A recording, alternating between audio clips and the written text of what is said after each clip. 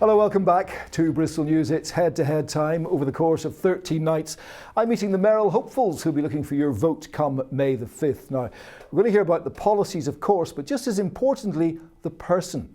Just who are these very different characters vying for the chance to lead this great city of ours for the next 4 years? Well, you can join the debate on Facebook and Twitter. The details coming up on your screen now. Tonight, a party political candidate, Charles Lucas, is from an eminent Bristol family. He's the Conservative councillor for Clifton Ward. He joins me in the studio. Charles, welcome to the programme. Thank you, Steve. You've said you wish to reach out to the whole of the city, asking the electorate to make a smart choice in voting for you. The whole of the city? Really? Of course. You're mayor of a great city like Bristol. Of course, there are different communities within the city, but you're mayor of the whole city, so of course I'm reaching out to everyone. I'm just looking at you sitting there, though, and I'm looking at a property developer, I'm looking at a merchant venture, a director of a fine wine company, the Clifton Club, Clifton Conservative, the list goes on. You're going to appeal to the people of Knowle West, of Fish Ponds, of Hartcliffe. You're going to be their ideal candidate? I sincerely hope so. The whole country lurched to the right and chose the Conservatives back in May last year. And I sincerely believe that in difficult times, and we are still fighting our way out of difficult times, people look to the Conservatives for a safe pair of hands. They're also looking at the Conservatives as the people from government head office who have led them to the position they're in, with swathing cuts to council budgets, and they're the people who are suffering. Yes, of course, but we can't spend money we haven't got. We, unfortunately, previous administrations did do that, and we're having to put it right. Are they going to turn to you to get them out of the mess at local level? They're very astute in Bristol, Charles, aren't they? They are. The people of Bristol are brilliant, and we have a real opportunity to put this right. We need to encourage growth. We need to get transport moving. We need to focus on building new houses, and all of those issues that we need to address.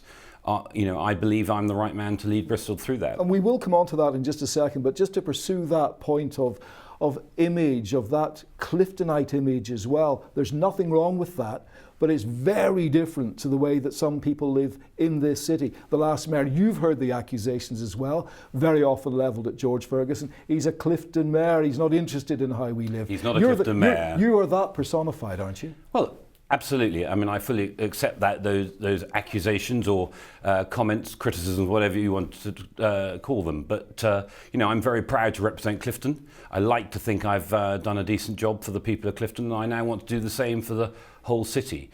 And I'm the only candidate, bar the incumbent, who has experience of how Bristol City Council runs, and trust me, it's a very strange organisation. You know that up to a point.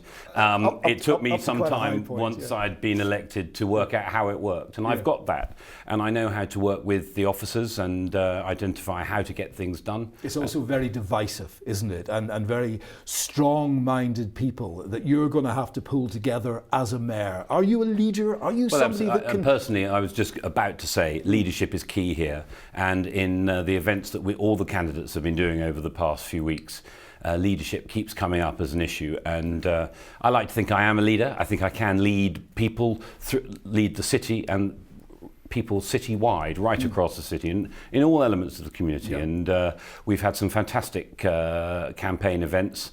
I sat down with 100, along with other candidates, I sat down with 100-odd children a couple of nights ago and had some fantastic one-to-one discussions and things like that. So, I genuinely believe that I'm the man for the job. Let's talk about some of the bigger issues, and housing is a big one for you. You're a property developer, so I don't know whether you're poacher turned gamekeeper, but we'll maybe come to that in half a sec. But you've done the soup runs, Charles, haven't you? You've been out among it. We will give you that. But the housing is critical in this city, isn't it? The homelessness is a major problem. Massive housing shortage. What are you going to do about it? Well, we're going to build houses. And there are a number of ways. They all say that. No, of course they do. And I know how to build a house, generally, because I build them. I don't build them in Bristol. Not the sort of houses that affordable. I have built affordable. I have built social housing personally, not in Bristol, because it's up until now it's been very difficult to get planning permission and to get things done. So many developers will tell you that if you come to Bristol, you're not going to get the planning permission you need or you want, and they go elsewhere and they take their investment. Developers are not very keen on the affordable housing because it doesn't make them the buck, does it? They're not going to give the 30% that they're supposed to give. That's happening time and time again. That 30 and some people, even quote the 40% figure. And I've sat on development control committees for the last 3 years, and repeatedly we get this viability issue that developers can't make developments work in Bristol. And that's very simple, Steve. There are two reasons for that. One is that land values are so much higher in Bristol than they are elsewhere in the country. And actually 30 to 40% means social housing means that actually the schemes are unviable. So the developers are absolutely right. And I have said repeatedly that I want to reach out to all developers, national and local. Who's going to believe you? A top-end developer like yourself, somebody who's dealing in prestige companies, who's making your money, presumably, raking that money off top-end properties. And here you are now saying, I'm going to sort out, what, social housing? Is that well, ultimately we need to build 85,000 houses over the next 20 years in Bristol. The only way to do that is to get big developers in. We're going to do that by building as many houses right across the housing sectors. Where are they going to go, these 80,000 houses? Well, across the Greenbelt? We haven't got any Greenbelt in Bristol, have we, Steve? On the outskirts of Bristol. Oh, well, absolutely. But I've got to... 80,000 I'm in the mayor of centre Bristol. of Bristol? Well, we've got to look at, there are 100 hectares in South Bristol that are undeveloped. There's a lot of brownfields land owned by the City Council. Huge chunks of light industrial and office space that's currently underutilised, and we've got to be brave, we've got to be bold, we've got to build up, we've got to build out. Are you going to get in there before the student accommodation takes it over? Because that's a big accusation in Bristol. Almost every building, whether it's old industrial or sometimes some of our finest buildings, you turn around, suddenly it's student accommodation. It seems to be an epidemic. Absolutely, but we need the universities. The universities are fantastic parts of our community, and we need to accommodate the students, I understand that, but you also need to accommodate the people who haven't got a roof over their head. Trenchard Street car parks like a hostel.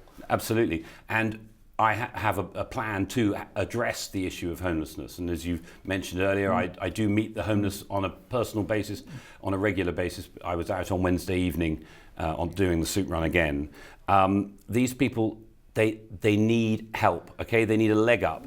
And so what I propose to do is I propose to take an element of the SIL contribution attached to all new planning permissions, a small percentage, and ring fence that and take that money and accommodate the homeless and provide hostels. Like Section 106, is it? Well, it's a different style of 106. But you've got so much trouble getting the developers even to come up with that, haven't you? They seem to have the councils over a barrel. Steve, you're not listening. If you lower the social housing threshold, as I said, we've got to relax our planning restrictions in order to get builders here, because land values are so high, and we've got to get people to come in and build houses. And the only way to do it is if they can make a profit. They haven't got to make a vast profit, and 20%, in my view, is a perfectly reasonable profit. And that's what they need to do. I want to get on to other subjects, Charles, give you a fair crack of your manifesto, but just on the housing as well, one of the main problems, isn't it, is the Conservative government itself. Councils pulling their hair out because of the right to buy. They can't build the council houses, or over a period of time they might as well not bother because it's going to be sold off. The right to buy over social housing, affordable housing, is an issue, you're absolutely right. But I personally believe that everybody in this country, not just in Bristol, has the right to aspire to own their own home. That's a fantastic drive for everybody.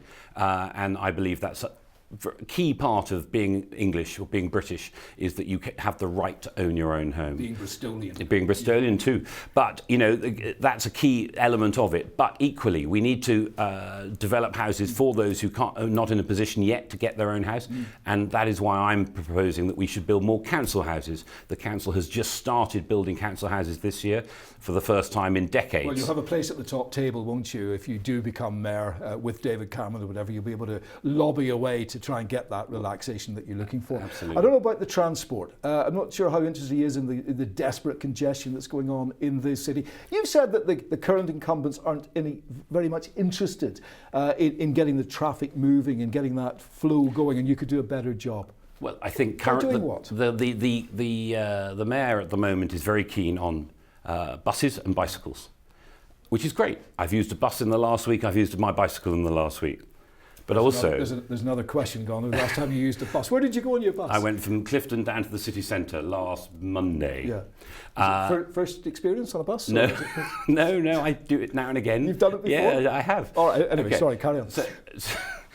But I'm afraid I am not anti-motorist. I believe that there is a place for all forms of transport: pedestrians, cyclists, buses, but motorists, and also trains. Yes. We need to invest in our rail network. Yeah, well, on the roads, I mean, when you look outside the Hippodrome, you look at Temple Circus, you look at the massive infrastructure that's been torn up and improved, the cycle lanes that are going in, the bus lanes that are there. How can you say that they're not working on it at the moment? I don't know Well, how they you're started. We've going to started. be able to trump that. Well, the city has started, and the investment in Metro Bus is welcome. The whole Metro West programme is welcome. You know, I mean, I support it and have done in council.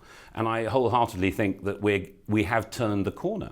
But there's a lot more to do. And there are a lot of people out there who are very disgruntled with the fact that buses and cyclists are getting priority over motorists. Sure, lots of people want to bicycle, and that's great. They're welcome to do so. They're welcome to use public transport, and we need to offer better public transport so more people use it. And you are a motorist, I noticed. But I am a motorist. You turn up tonight in a very fetching, 4x4. Yep. You're not following the mayor's example, maybe, of a nice electric car and a bicycle. You're very much on the Funny you motorist say that. lobby, I did test drive an electric car this week, purely on economic grounds, but no other reason. Of course you did. You're standing as mayor. Of course you've done all that. The other big one's the Henbury loop. Now, people have been trying to get that one sorted out for decades. You've got about 30 seconds on this one. You're going to solve that one. It's the Henbury Spur, isn't it? Well, the Henbury Spur is a step in the right direction, and we love that. But we also want the Henbury Loop. It's a step there are issues suddenly, though, isn't it? It's going to, and we need to focus on completing that. So the Henbury Loop. We also need to open up Henbury Station, which is terribly important, along with other stations such as Ashton Gate and investment in the rail network as a whole. But there are issues with the Henbury Loop, and we need to address them. But we can if we all work with the key stakeholders. Are you making a point here? Is this a two-horse race, and you're getting yourself a little bit of maybe a leg up for next time round? Or are you a serious contender? Of course, I'm a serious contender. I haven't joined this party to make up the numbers. You think you might be mayor of Bristol? You think that? I think could be. We're in for a surprise. There are a lot of people who are disenchanted with the incumbent. There are obvious concerns about Mr. Corbyn's role in the Labour candidate, and who is the alternative? Well, it's the Conservatives, and that's me. It could be an interesting ride. Thank you very much indeed for coming in, Charles. Thank you very much. There we are. Charles Lucas.